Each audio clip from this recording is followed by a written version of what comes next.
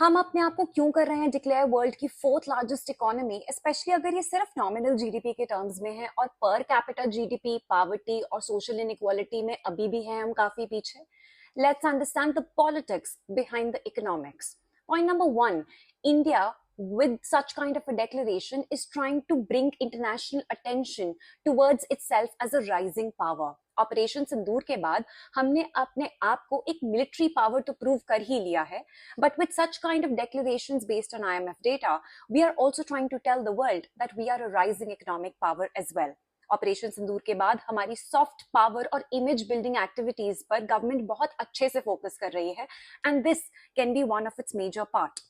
Point number two, अगर आप domestic politics के टर्म्स में देखें तो ये declaration that India is going to become the world's fourth largest economy एक एवरेज इंडियन की बहुत अच्छी फॉल्स ईगो को सेटिस्फाई करता है। It is like telling an average Indian कि हो सकता है आपके पास जॉब ना हो सकता है आप उतना अच्छा कमा ना रहे हो सकता है आप वो गाड़ी या घर ना अफोर्ड कर पा रहे हो सकता है थोड़ी गरीबी दिख रही हो, पर फिर भी हमारी कंट्री वर्ल्ड की फोर्थ लार्जेस्ट इकोनॉमी बनने वाली है।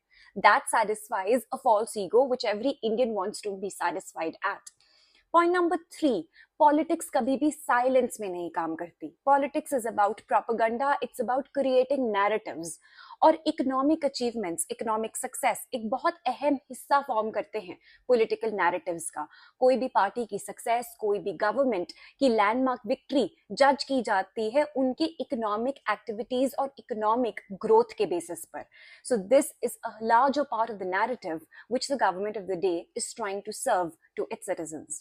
We might still be far in attaining the desirable per capita GDP, but nevertheless, it's a moment of celebration that India might just become world's fourth largest economy, at least with respect to nominal GDP. If you still don't understand these terms, go back to part 1 of the video and understand where India stands economically.